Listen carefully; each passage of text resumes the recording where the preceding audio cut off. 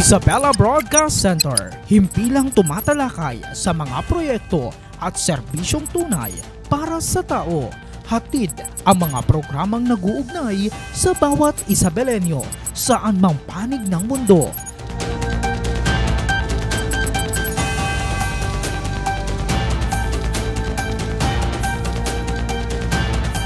Delivering in-depth, trustworthy, and objective news. Dito ka, konektado. Magandang hapon, Isabela. Welcome sa panibagong edisyon ng programang Isabela Connect ka dito. At syempre, kasama nyo pa rin ang inyong lingkod, ang resident broadcaster ng Pamalang Palalawigan ng Isabela, Ezekiel Kilang. Ngayong panahon na ng tag-ulan, mga ka-Isabelenyo, madalas lumitaw ang problema kaugnay sa pagbaha. Ang naturang problema nga ay hindi lang sa Metro Manila nararanasan, maging sa mga karatig na lugar. Sa kabilangan ng pagkakaroon ng mga flood control project na natiling nararanasan ng baha, ang itinuturong isa sa sanhi ang dami ng mga basura na nakabarado sa mga drainage canal. Ang mga pagbaha na ito ay nagdudulot ng malaking epekto sa mga komunidad tulad ng pagkasira ng mga ari-arian, produkto at pagkaantala ng mga gawain at mga panganib sa kalusugan at kaligtasan ng mga tao. Kaya't napakahalaga na bigyang pansin ang tamang pamamahala ng basura at ang pagpapanatili ng mga drainage system upang maiwasan o mabawasan ang mga problema sa pagbaha upang hindi magaya sa karatig na lugar tulad na lamang ng National Capital Region na madalas binabaha.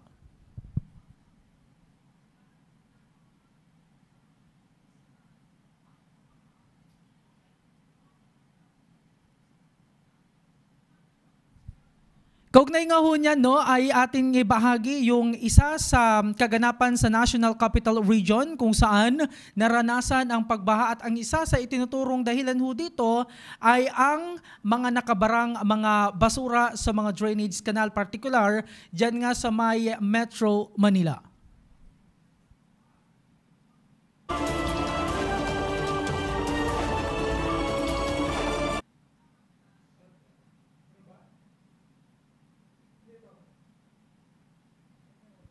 Ang krisis sa baha sa National Capital Region sa hindi maayos na pagtatapon ng mga basura. Nitong nagdaang mga araw kasi maraming mga lugar ang matinding nalubog sa baha, bunsod ng patuloy at mabibigat na mga pag-ulan na dala ng bagyong Krising at pinaigting pa na habagat.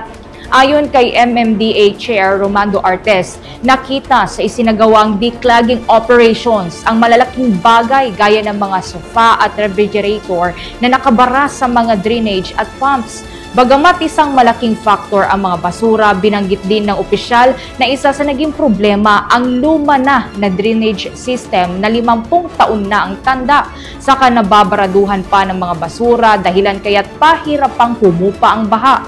Kaugnay nito ay giniit ni Artes na dapat na maging disiplinado at responsable ang publiko sa pagtatapon ng kanilang mga basura. Binigyang diin pa ng opisyal na may mga garbage truck naman na naghahakot ng mga basura, subalit may ilan talaga na nananatiling matigas pa rin ang ulo. Ang bahaging yan ay kuha ho ng Bombo Radio Philippines kaugnay sa naging senaryo sa nangyari nga hong pagbaha dyan sa Metro Manila. Pero mga ka-Isabelenyo, dito ho sa lalawigan ng Isabela, ayaw po nating maranasan ang parehong sitwasyon.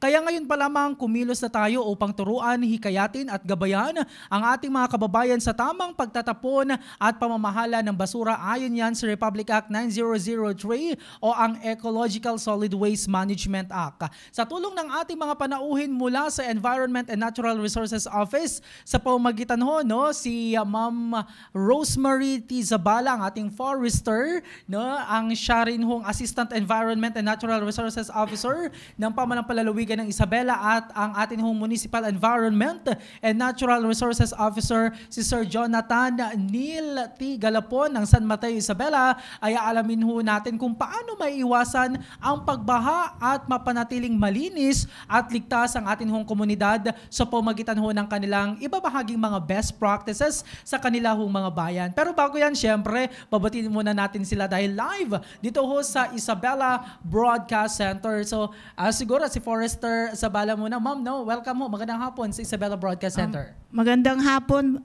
Sir Ezekiel. At sa mga audience po natin, magandang araw po. Kami po ay natutuwa at nabigyan ng pagkakataon na maipaliwanag ang kahalagahan ng RA 9003 or Ecological Solid Waste Management Act of 2000. Isa itong batas na hindi lang para sa gobyerno kundi para sa bawat isa sa atin dahil ang kalinisan at kaligtasan ng ating kapaligiran ay responsibilidad ng lahat po. Itong batas na ito po ay in-sponsor sa Congress ni Congressman Feliciano Belmonte at sa Senate si Senator Loren Legarda at ito po ay nalagdaan noong January 26, 2001 by President Gloria Macapagal Arroyo. So magandang hapon po. Yes, magandang hapon. We'll talk more about yan hong 9003. Pero syempre, no, pabatiin din ho natin si Sir Neil Galapon ng Menro ng San Mateo, Isabela. Sir Neil, welcome ho sa Isabela Broadcast Center. Yes, magandang hapon, Sir Ezekiel. Magandang hapon, Ma'am Rosemary, ang ating Assistant Enro ng Provincial Government ng Isabela. Magandang hapon, Isabela. Kumusta po kayo?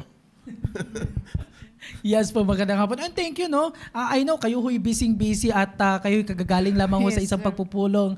But you manage na mag-drop by dito ho sa Isabela Broadcast Center. Pero sir at ma'am, no, pag-usapan nga ho natin kasi isa sa kinakaharap ngayon na problema ng ating bansa ay ang pagbaha na ating nga hong napanood ho kanina sa pamagitan ho ng Bombo Radio Philippines. Pero bago ho yan, let's talk about ito hong batas na Republic Act 9003 para ho mas maintindihan ng ating hong mga kababayan, ano ho ba yung saklaw ho na ito? Kasi during mga elementary pa ho kami na kahit ng mga nasa elementary ngayon, no?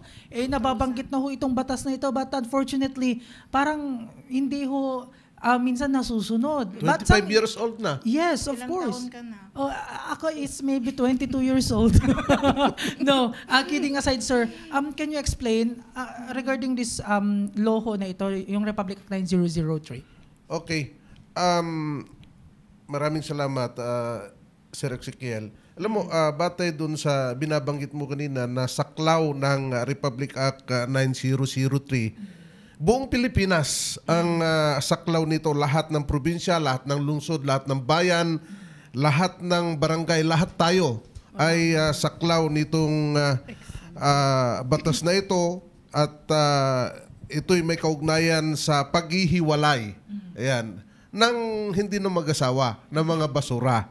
Paghihiwalay ng biodegradable waste, ng residual waste, ng recyclable waste, at nung mga special waste natin. At maging sa ating lahat, sa pamilya, sa ating mga bahay, saklaw nitong Republic Act 9003 na ito. At kung layunin naman ng pag-uusapan, ito ay upang bawasan ang basurang napupunta sa mga sanitary landfill natin. I-segregate natin yung basura. Yung biodegradable, dapat naiiwan sa tahanan ng mga mamayan. Dapat may compost pit po tayo.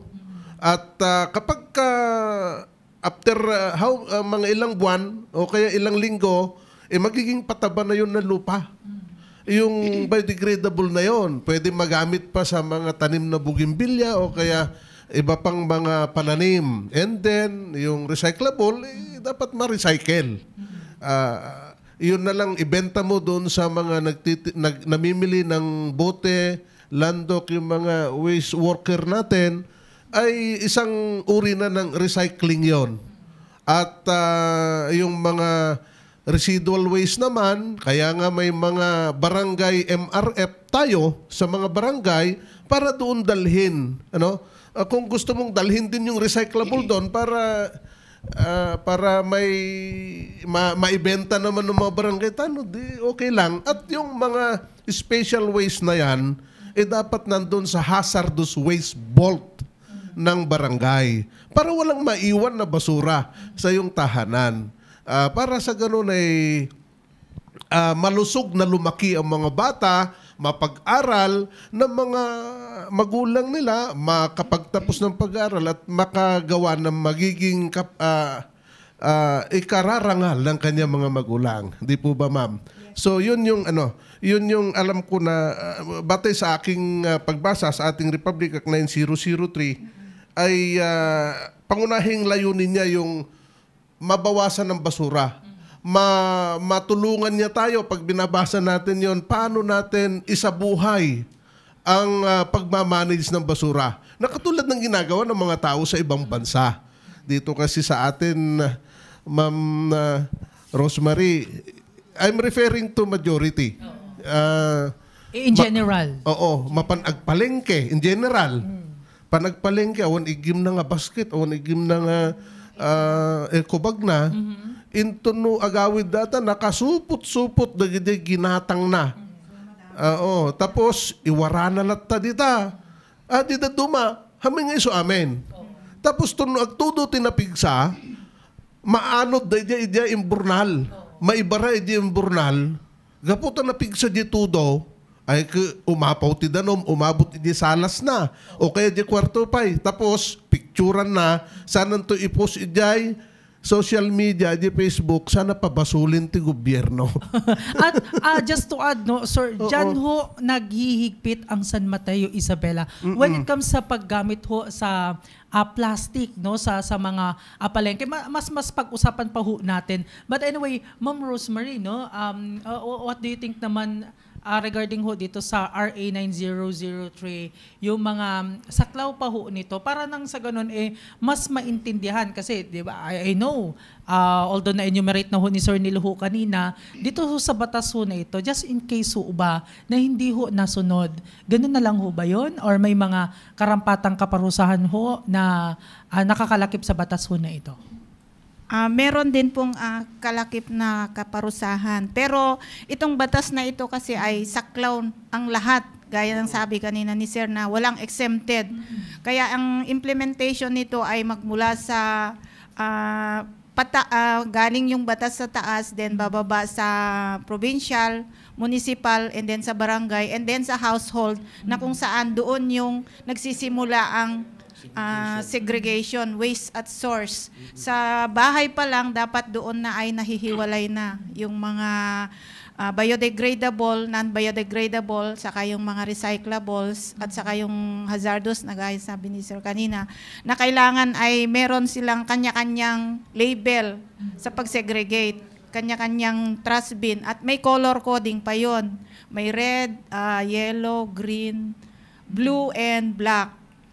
Yung mga colors na yon. So, para lahat ay makasunod, kailangan magkaroon din ng kamalayan. Kaya salamat dito sa programa mong ito dahil through this, yung mga kasamahan o mga kababayan natin ay ma-inform din sila, lalo na yung mga hindi pa masyado kabisado ito. Although yung RA 9003 ay matanda na, 26 years old na.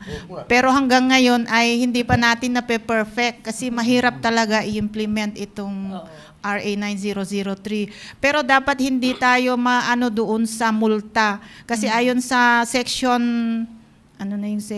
sa RA 9003, may karampatang mga penalties lalo na yung pagsusunog ng basura. Pero yung national law na yun, parang nagkakaroon ng ordinance din o nalolocalize yung batas. Gaya sa inyo, sir, di ba? May environmental code po kami. Na kapag nagsusunog, may karampatang fee. Magkano sa San Mateo, sa amin sir? ay 300 pesos. First offense. Basit lang na dyan, pero isupin nga paggatang ti Magic Sarap. Isupay nga ron, sir. Pero isupin nga mga iduron. Isupin nga mga iduron. Pero hindi tayo dapat doon sa penalty, kundi dapat doon sa pag-educate natin sa sarili natin para maiwasan talaga yung effect ng mga basura. Kasi tayo rin yung pupuntahan or datayumit lang timang sa grab no anya jay maging effect na. But I'm curious, no? Since nababanggit nga ho natin kanina na matagal na ho itong batas ho na ito, RA 9003. At your end, Ma'am Rose and Sir Neil, lalong-lalo na si Sir Neil as a Menro, kayo ho yung nasa community mismo, lokalidad. Ano ho yung observation ninyo? Bakit, I'm not saying no, nasa lugar ho ninyo, sir, is merong mga violators. In general, ano sa tingin ho ninyo ang nagiging rason, bakit until now, hindi pa rin nasusunod ng iba? That's why, ito yung nagiging cause, isa sa cause ng flooding. Sa inyong obserbasyon, sa pamamasyal ho ninyo. Okay, maganda at natanong po ninyo yan. Sa tingin ko kasi ay marami pa yung mga hindi nakakaalam ng extent na ng damage na mundo. Kaya hindi nila masyadong binibigyan ng pansin yung tamang pagmamanage ng basura. So, allow me na bigyan ko lang ng impormasyon. Sure, sir. Itong mga nakikinig, nanonood sa atin. Na, di ba kung maalala ninyo, ako, padas ko datoy, numabanugak idiubingak nga gayayam, tumarayak idi bumba, numakainumak, bumbak lang na jay, rumor diyan na pudot nga danom na, tuno na lamiisen, mabalinak nga uminuman. Oo. Pero ngayon hindi na. Di ba? Binibili na natin ang tubig. Oo, gatgatangin tayo iti danom. Samantalang idi bumbaan tayo laeng, dahil di bumba, uminom tayo. Parang it's safe na ganun. Na oo, kontaminado na daw. Bakit? Kasi dahil sa mga microplastics na yan. Itong mga microplastics, mga plastics kasi gawa yan sa iba't ibang mga chemical na kung saan ay ilan sa mga chemical na yan ay nakakalason. At yung mga lason, yung mga plastic na yan, itinatapon lang kasi kung saan-saan dati. At na-absorb na ng lupa. Yung lason na yan nakarating na doon sa aquifer natin. Doon sa layer ng tubig, doon sa ilalim. Kaya hindi na safe yung iniinom natin.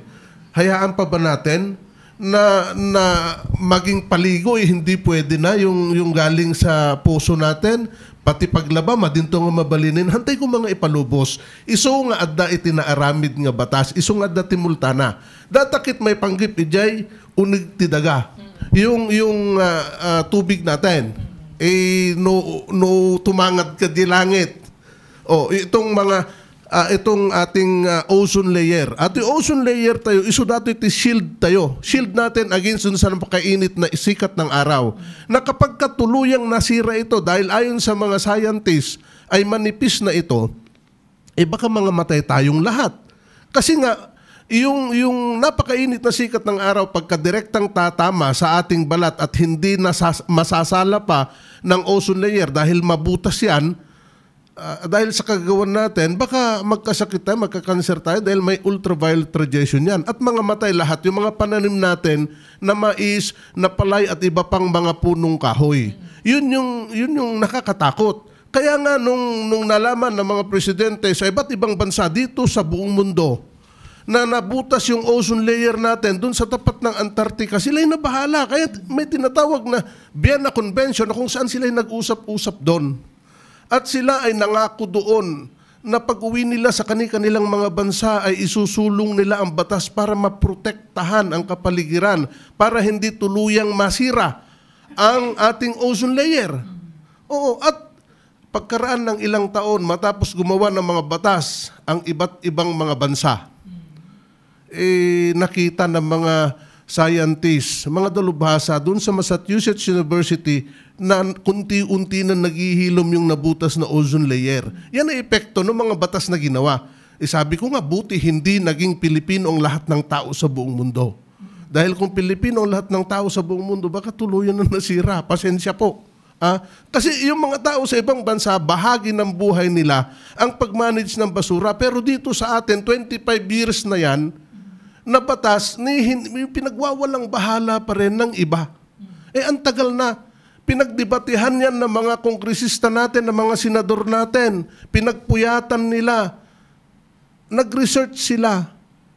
Pinaghirapan. Pero sumunod lang na obligasyon natin, hindi pa natin magawa, di ba? na napakasimple na lang na gawin natin ang sundin yung pinaghirapan nilang batas, hindi pa natin masunod.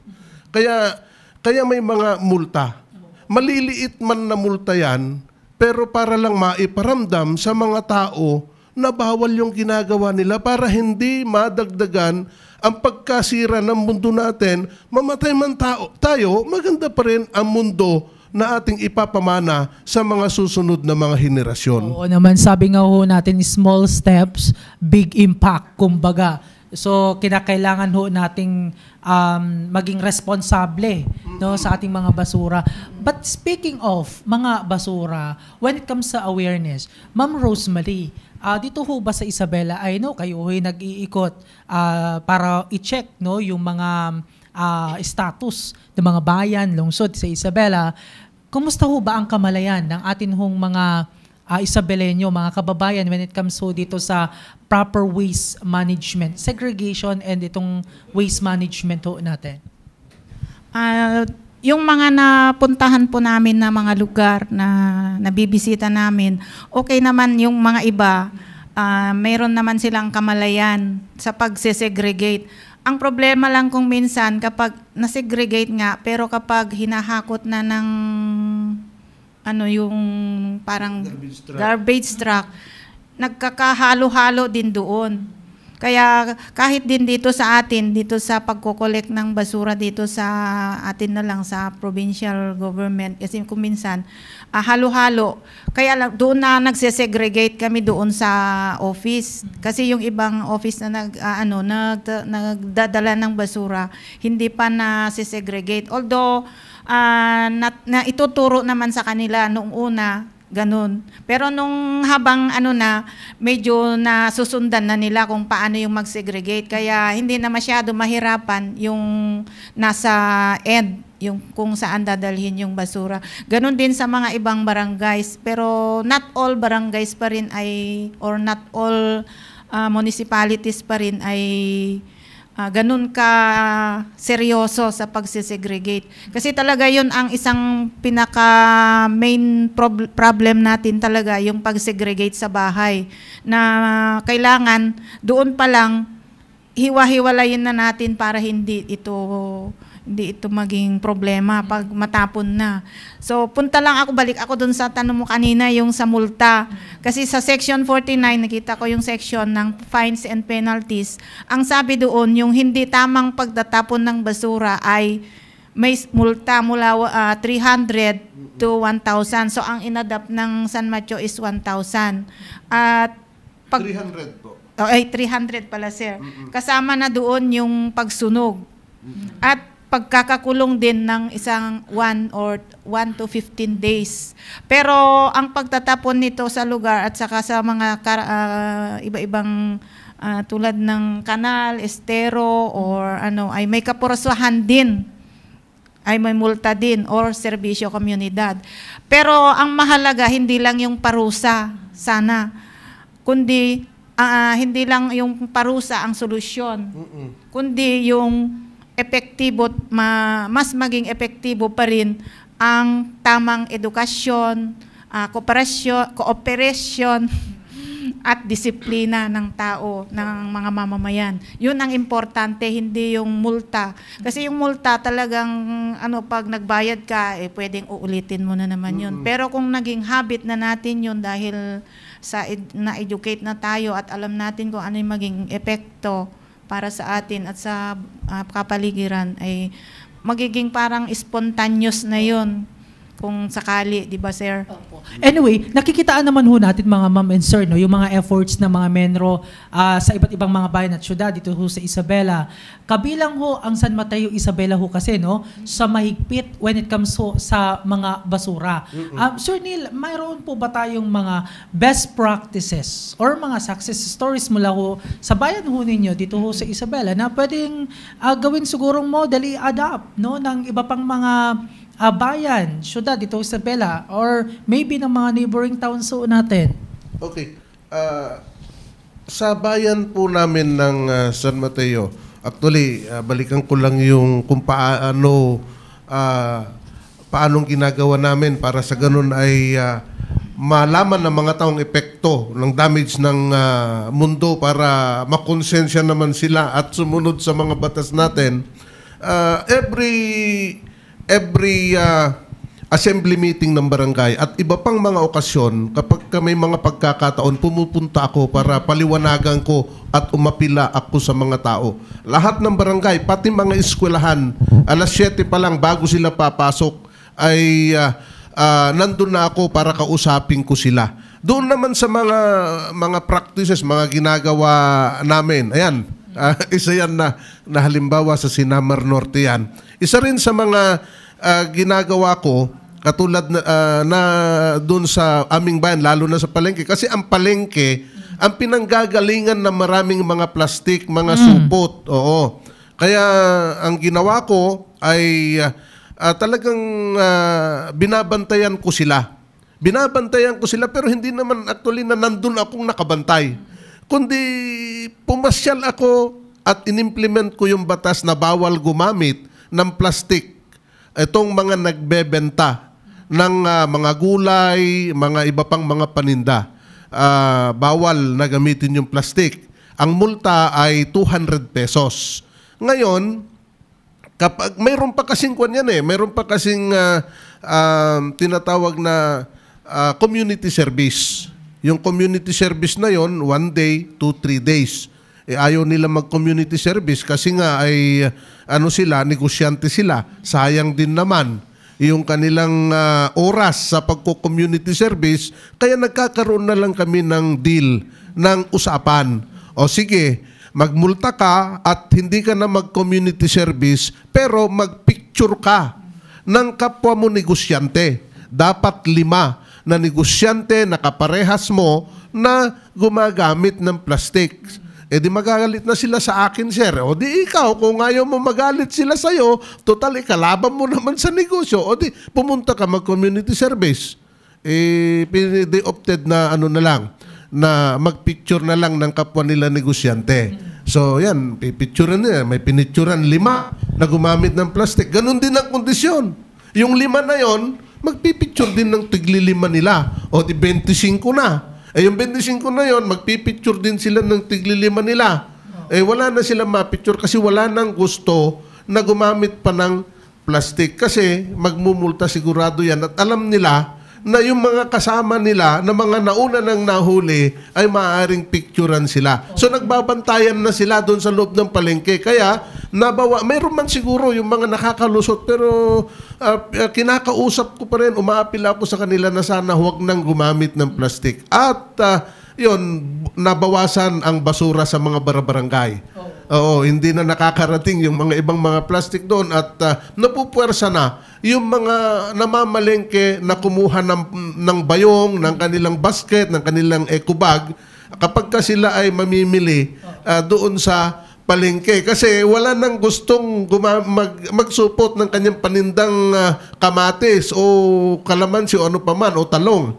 Kahit yung mga nakasupot na mga sibuyas o kaya kalamansi, o kaya mga bawang na yan, bawal na rin. Binagbawal ko na rin doon sa bayan ng San Mateo. Kasi bawal naman nandun sa batas na kung saan ay ipinatupad ko lang naman yung batas. Para lang sa ganun, pare-parehas sila na magagamit ng plastic. Kasi kung merong isa na gumagamit ng plastic at yung iba ay hindi gumagamit, syempre, ang gusto ng mga namimili, mas gusto nila yung gumagamit ng plastic. Kaya kailangan na mahuli yun. Syempre, hindi man ako nakabantay sa kanya, pero doon sa kapwa niya negosyante, maaring picturean siya. Kasi nga, para naman sa ganoon, pare-parehas silang huwag nang gumamit ng plastic. Kumbaga, meron ho kayong walking CCTV. Di ba? But sa ngayon ho kasi Sir Neil, nandyan na ho yung AI kung tawagin, artificial intelligence, pwede hong madoktor ang letrato. So, paano ho naman paano ho ninyo nasisiguro sa tanggapan ho ninyo mismo ho kayo na lahat ng mga letrato na ibinibigay ho sa inyong tanggapan is legit, kumbaga totoo ho yun at hindi paninira lang? Namin, i-preprint namin yan at ipapakita namin. Makikita mo naman na doon sa mukha ng tindera hindi na siya lalaban pa kaya hindi na siya magsasalita pa pagka nakita na niya yung picture niya habang gumagamit ng plastic. Saka may CCTV sa loob ng palengke, pwede namin balikan yun. Okay. Pwede namin balikan, i-verify namin yun, hindi talaga siya makakatanggi. That's a good best practice. Sa pwede hong gayahin, no, ng iba't ibang bayan at siya dito ho si Isabela. Pero Ma'am Rosemary, sa inyo hong paglilibot dito ho sa Isabela, ano pang mga napansin ho ninyong mga best practices naman ng iba't ibang bayan para mapanatili ho nilang malinis, no, yung mga bayan ho nila when it comes sa mga basura? Free from waste. Meron yung isang municipality na ang ano nila ay palit bigas at saka palit school supplies, mga ganun, lalo na sa mga kabataan. Kaya yung mga bata, nag-uunahan yan na mag-collect ng mga waste na kung ano yung waste na plastic, lalo na yung mga bote, mga plastic bottles, at yun yung sinasubmit. Yun noon yung mga unang initiatives ng mga iba-ibang munisipyo. Kaya lang, habang nagtatagal kasi parang medyo nakakalimutan na. O siguro baka, siyempre kung minsan, baka na-short ng ano yun. Kasi kailangan din yung pondo na pang-sustain doon sa initiative na iyon. May mga magagandang initiatives, kaya lang kung minsan problema yung pag-sustain doon sa mga initiatives na mga ganon, sa mga, lalo na sa mga barangay at sa mga schools. Sa mga schools, meron din mga ganon na proyekto. Pero sinusuportahan pa rin ng LGU. Kapag hindi maano ng school, pinapaano rin sa LGU through Menros, mga ganon. Sila ang nagsusupport. Yes po. Yung mga hakbang na yan is ginagawa ng mga Menro para ma-minimize at hindi maikalat, no, yung mga basura. When it comes sa baha naman, as Sir Neil sa San Mateo, Isabela, may mga series of flooding din ho ba sa inyong area of responsibility? And maaari ho bang isa sa cause is basura pa rin? May mga mangilan-ngilan, honestly, pero yan naman ay pilit namin ginagawa ng paraan. Pero hindi naman yung pagbaha na malawakang pagbaha, kundi pag-apaw lang ng tubig, maya-maya, pag natanggal yung mga basura, ay bumababa rin yung tubig. May mga ganun na mga pagkakataon, at yan yung isa sa mga dream ko rin na matanggal sana. Okay lang kung ano, pero sana hindi bumaha. Pero parang masama sa pakiramdam ko kasi kapag ang dahilan ng pagbaha ay yung basura nga mabinbun iti imburnal. Adapay kami nagijay plastic no ko, plastic bottle kasi nga makita mi isuda jay mapan mi ipapaikat katungtungik dagijay kapitan nga isuda iti mangikat dagijay basura da. Tagamin no daduma kastoy di problema gamin iti barangay Ma'am Rosemary. No, halimbawa irigasyon o kaya aripit. Dati agibiling ijay maanod. Madamdama hami nga basura data kun ano mo nakaanodan na basura dadjay. No ibagam magamin di barangay A ipabasulin na mo ni barangay B, pabasulin na mo ni kwa di agtitinno duda. Iso nga ti agbalin niya decision ko jay sikati mangikat ta sikati nakadanunan na. Kasla basketball data sikati last touch kun nakmet. Ikatem ta sikat nakaabutan na. So ikatin damit nalakama nga katungtungin dagiti barangay officials jay mi adamo dagiti tanod nga ibaunda nga mangikat. So hamot unay nga agbayag iti kasta nga basura ta damo dagiti enforcer nga agikot-ikot lata. Kit may panggipmet dayjay nay panangisuro ka dagiti ubing. Tapno ti kasta ka muda itag segregate ti basura, ang muda no kasan nagpidot iti basura. Ijay may malagip ko jay salinungan elementary school. Adda jay programa ijay may isang sanggunyang bayan mi ni SB Lailo Palomares. Nga iso tag-donate iti notebook, iti papel, iti ballpen, lapis kasjay. Dagiti ubing ket habang magmagnada while they are on their way to school ay agpidot dati basura. tapos ipresentada kini ma'am da, sukatan na mo ti stab. Surat na mo dinaganda. Tapos isublida di stab, kada Lunes marapol.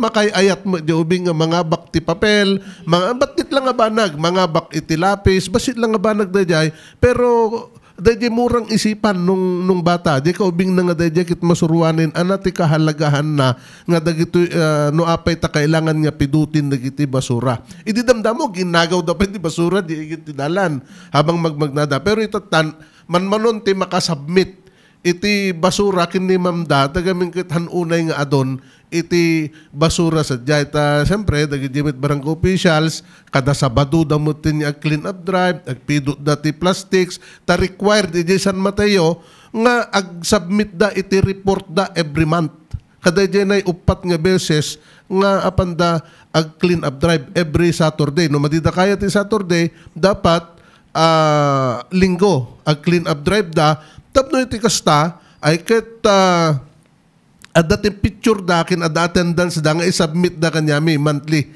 i-check me dayjay pati di attendance da pati di picture di before, during and after talagang i-monitor mi ajay kapag ka madida nga iti report da ay ka madimeri tanda at dagamin iti ko dya iti search for model barangay di iliming San Mateo ket ti pagyaman naklaunay kinapo mayor mi ket ingato na iti premyo 100,000 iti first prize 90,000 iti second prize 80,000 iti third prize fourth prize kit 70 60 iti fifth prize in ingato ni Mayor Greg Pua iti abakin uray jay iskulaan adamo laeng ket dagiti ti kitain mi dagiti report da tapno laeng iti kasta masigurado mi nga isuda ket ag click clean up drive every Sabado. So ag submit kasla kwat inaramid mi kasla DILG kasla SGLG ag submit da di dokumento da iti umuna nga evaluation di dokumento and then kita immediate di short list ayan agpili kami no mano di dapat nga mapili nga mapasyerto ijay on-site evaluation and then sa kami tumanin ag on-site evaluation iti may katalo nga daras tapno mapili minto no sino di top 10 di first 5 di major prize iti 6 kin to 10,000 each lang. Iso nga nagdakil ti diferensya na. DJ premyo iti major kin iti minor prices. Oo, ket agyaman na kunay kini Mayor Pua itultuloy na mulata. DJ itatta madama manen madaman ti first evaluation mi iti opisina ti Menro ket by October data on-site evaluation manen ingana sumarunong atawin into no March to no piyesta mi isuntumot iti panang award dagiti nay premyo dagiti mga bak nga barangay. Nako yes po maganda yung mga ganyang programa and I know no yung mga ibang mga bayan din may mga ganyang mga programa. Ito yung sa pamamaraan ho kasi no para ma-motivate yung ating mga kababayan Sir Neil and Ma'am Rosemary para ma-maintain ho natin yung cleanliness kumbaga pero well, sana hindi lang ho sa pamagitan ho mga papremyo yung nagda-drive sa ating ho mga kababayan, kundi ma-achieve natin, Sir Neil at Ma'am Rosemary, di ho ba, yung objective natin na ma-instill sa isipan ng ating mga kababayan kung bakit ginagawa ito para maging responsible sila sa mga basura. But anyway, speaking of basura, meron ho tayong mga random pictures. Ito, sa pangalawang set ho tayo, identifying the problem and its solutions. Exekiel, yes, may dagdag pala ako. May naisip ako na alala ako ng mga initiatives. Kasi yes, yung isa sa mga partner natin sa pag-ano ng basura ay yung Women on Waste. Women on Waste. Paano po ba naman ito? Yun yung kay Kalipi Iglo, yung mga kababaihan natin sa bawat munisipyo, barangay, na nag-organize ng mga sarili nila na yun yung sa Kalipi Iglo na ang mother of basura natin, tinatawag natin na Queen, Basura Queen, si Ma'am Chit Palencia. Hello ma'am, shout out sa inyo. Ang ating Queen, Basura Queen, sabi namin sa kanya. Yung ginagawa nila sir ay nag-uunahan nga sila, nag-iipon, lalo na yung mga takip ng plastic bottles kasi ginagawa nilang isang napakagandang produkto yung bag. Kung wala kasing picture na maipakita kami. Pero magaganda yung products nila at yun yung binebenta rin nila na kahit sa mga trade fairs ay nakakarating na yung mga produkto nila. At si Ma'am Chit nakakarating din hanggang sa hindi lang dito sa national hanggang international para i-ano yung mga projects ng women dito sa ating province, yung Women on Ways. Wow, ang tawag sa kanila. True ways nagiging kapakapakinabagan, na-recycle kumbaga. So anyway, thank you for that. Ma'am, na idagdag. Oo. So pwedeng kayahin din ho yun. But anyway, sa part 2 ho, Sir Neil, Ma'am Rosemary, at syempre sa ating mga viewers, meron ho tayong random picks. Ito ho yung mga problema when it comes sa basura. Nakuha ho ito sa iba't ibang lugar dito ho sa lalawigan ng Isabela. Pero ito ho ay na-actionan na, naayos na. Para lamang ho magkaroon ho ng mga impormasyon, kaalaman yung ating mga kababayan on how are we going to solve yung mga ganitong mga problem at hindi na pa magiging mas malaking problema sa hinaharap. Pakita ho natin itong ilang mga pictures ho muna. Okay. So, ito Sir Neil at Ma'am Rosemary, pinapakita ho namin muna itong first set ng basura. Unsegregated. Yes po. Ano sa tingin ho ninyo itong problema ho dito? Mixture. Bakit ho natin nasabing mixture ng mix ho na waste? Halo-halo na sir. May mga recyclables dyan, may biodegradable, may residual, andyan na yata lahat. Oo. Mix a waste. Yung plastic bottle ay recyclable. Dapat wala. Oo. Yung mga residual, yan, mga supot. So, dapat hiwalay. Yan, hiwalay. Okay. Unsegregated siya. Unsegregated. Basta na lang itinatapon kung saan-saan. Anyway, sa second picture tayo. Next. Yan, unsegregated din. Unsegregated. May Pero mga gulay-gulay, may mga sako. Residual din yan. Yun pala sir, ang isa pang kanina nabanggit ni sir, ang pit. Ang sabi daw, ang narinig ko ngayon sa DNR, bawal na daw yung open pit, dapat hip. Yung nasa taas naman siya. Hindi nahukay, kundi ganyan, parang lagyan mo ng sa paligid. Hindi ka maghuhukay kasi makaka-effect sa water table naman yun. Haan nga tanga arakan iti kwalita.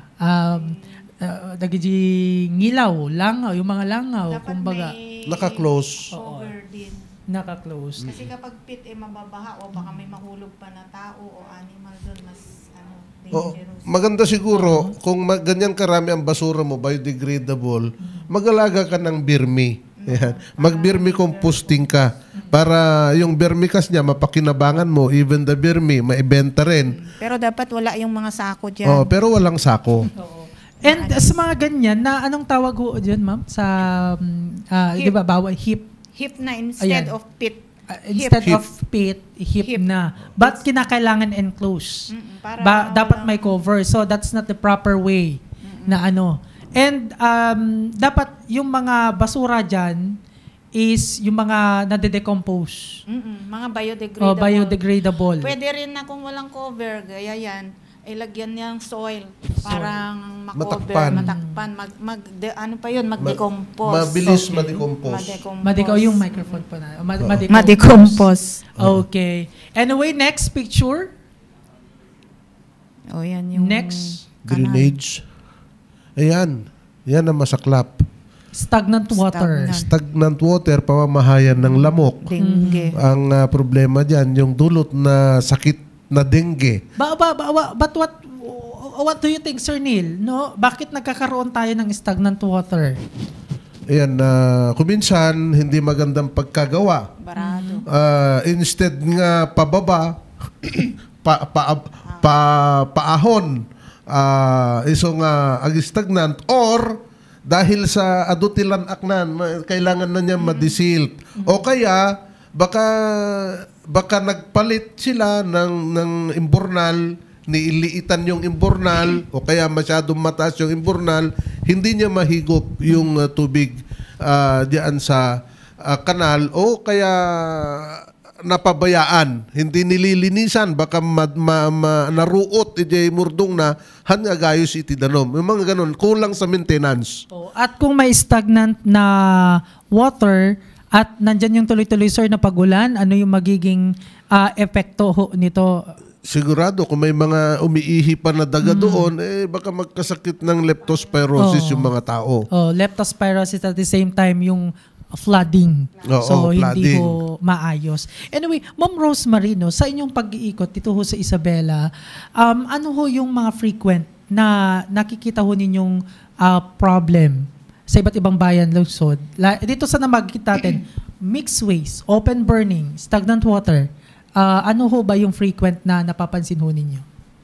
Kung minsan yung naiipunan yung basura, dahil sa schedule ng pag-collect siguro ay hindi nila maagwantaan di ag-collect di basura. Kaya yung schedule kung minsan hindi nasusunod.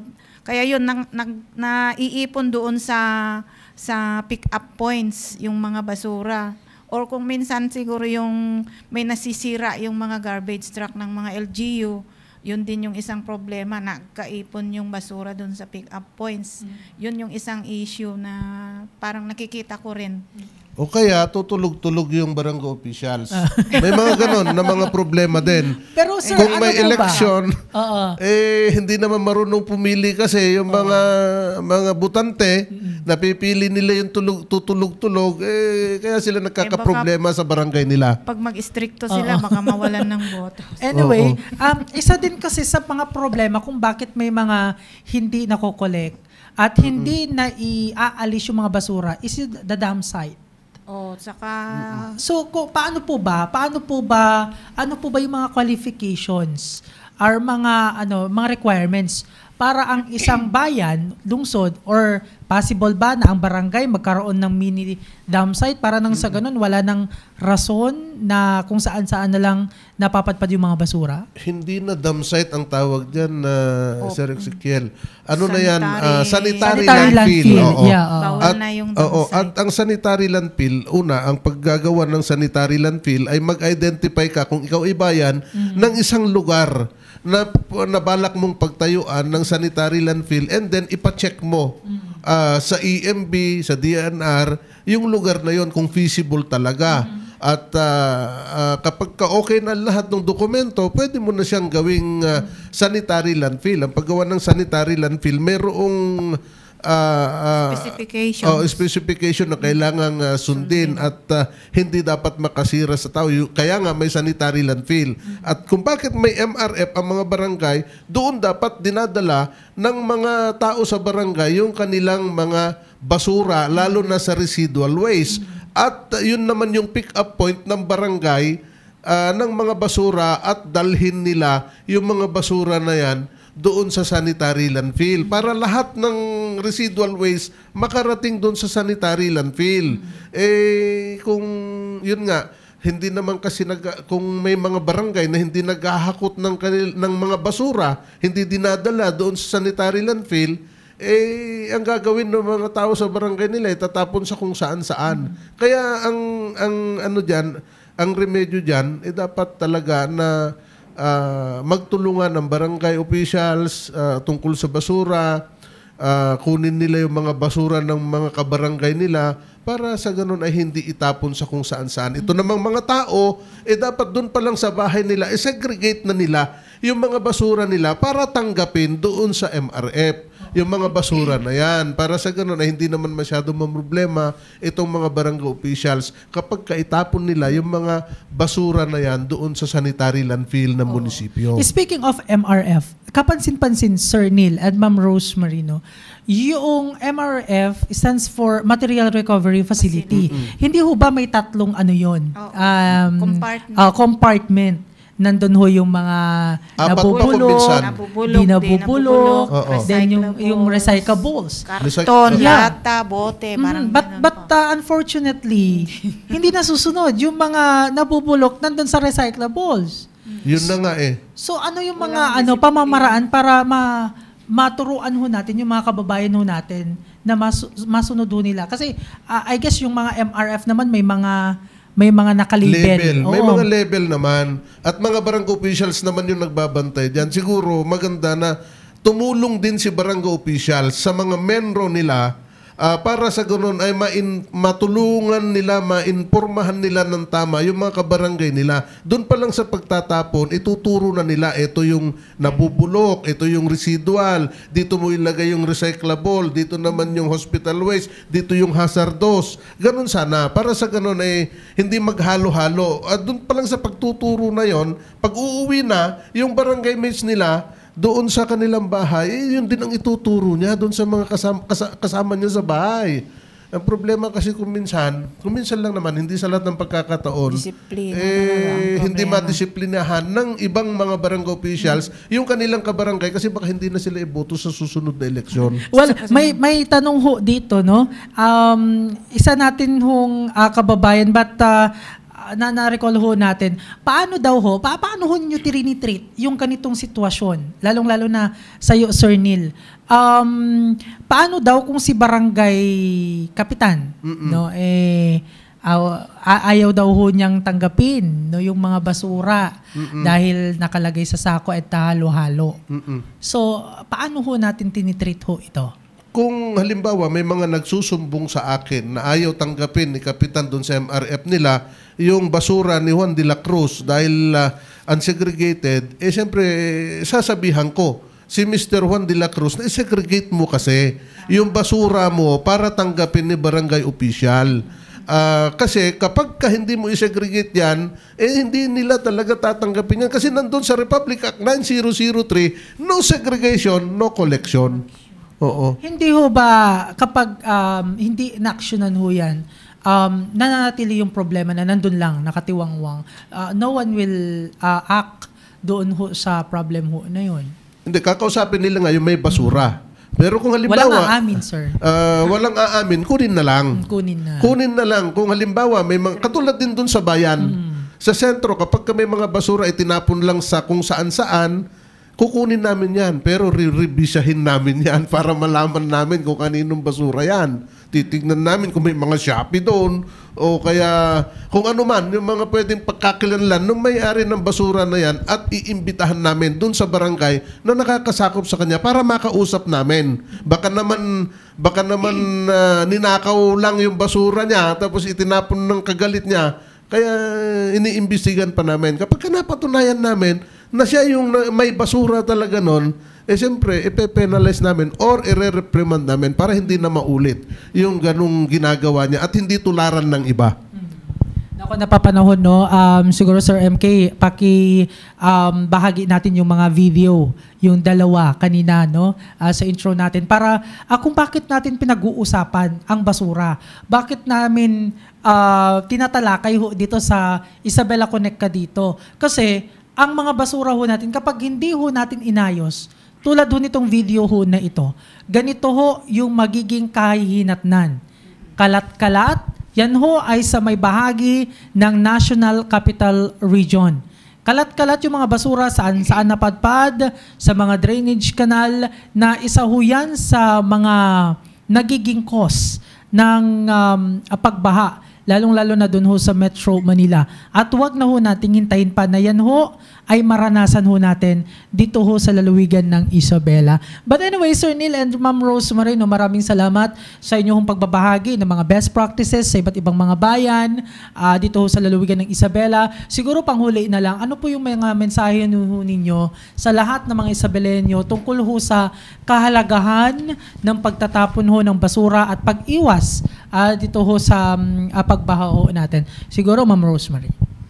So, thank you, Sir Neil, Sir Ezekiel sa pag-imbita sa amin. So, ito po ang mensahe namin sa ating mga kababayan. Tandaan po natin, kung simple at tama ang pagtatapon at paghihiwalay ng basura sa ating tahanan, malaki ang maiaambag natin sa kalinisan ng ating barangay, kalusugan ng ating pamilya, at kaligtasan mula sa pagbaha. Sama-sama po nating pangalagaan ang Isabela para sa kasalukuyan at sa susunod na henerasyon. Para hindi po natin ipamana ang tambak o gabundok na basura para sa ating mga susunod na henerasyon. Kasi tayo rin ang kokonsensyahin nila balang araw. So dapat maging malinis at maayos ang ating kapaligiran at magkaroon ng disiplina para sa ganun ay maisakatuparan natin ang layunin nitong Republic Act 9003 or Ecological Solid Waste Management Act of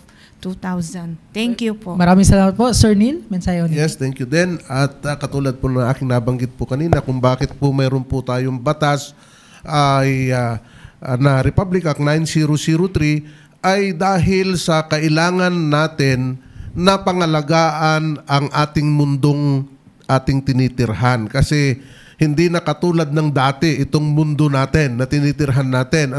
Manipis na ang ozone layer natin, ang ating tubig ay kontaminado na rin, 'di ba? Dumadaan na sa tubig, yung sa purifier.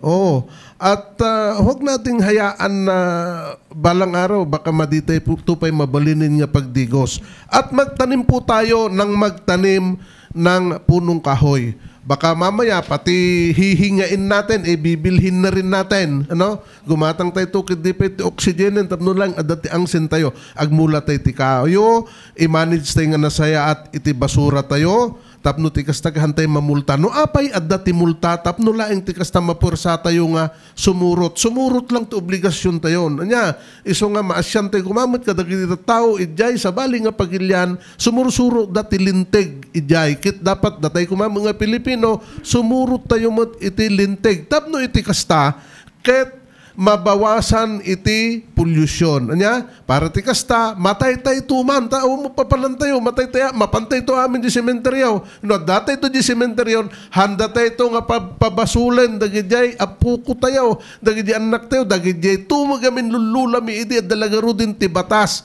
Sumurot lang to obligasyon da, di da pa nga maaramid kung kunadan to, awan tayo to, di tayo to makasungbaten. Pangalagaan po natin, ang mundong ating ginagalawan para maganda pa rin itong mundong ating tinitirhan na ipamana natin sa mga susunod na mga henerasyon. Maraming salamat, Sir Ezekiel. Maraming salamat, Sir Neil at Ma'am Rosemary, mga kaisabelenyo. Hindi ho dyan natatapos ang ating pagtalakay when it comes ho sa proper waste management. Sa mga susunod pa na mga episode ay mas pag-uusapan pa ho natin niyan with syempre iba't iba pa hong mga resource person ho natin. Again, maraming salamat sa lahat ng tumutok sa ating programa ngayong hapon. Abangan ho muli ang susunod na episode tuwing Webes. Same time, same program. Huwag din hong kalimutang i-like at i-follow ang ating Facebook page Isabela PIO upang manatiling updated sa mga mahalagang impormasyon at kaganapan lalo na dito sa lalawigan ng Isabela na tinututukan niya ng Provincial Information Office. Sa ngalan ng aming Provincial Information Officer na si Attorney Elizabeth Binag at ng Isabela Broadcast Team, ako po ang inyong resident broadcaster ng pamahalang palalawigan ng Isabela, Ezekiel Kilang, na nagsasabing etam nga na. Maraming salamat po. Thank you, sir. Thank you po.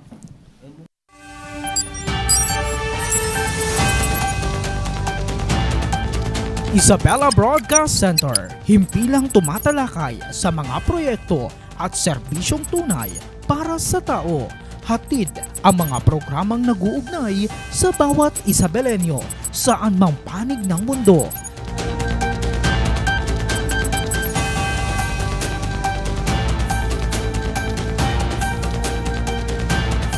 Delivering in-depth, trustworthy, and objective news.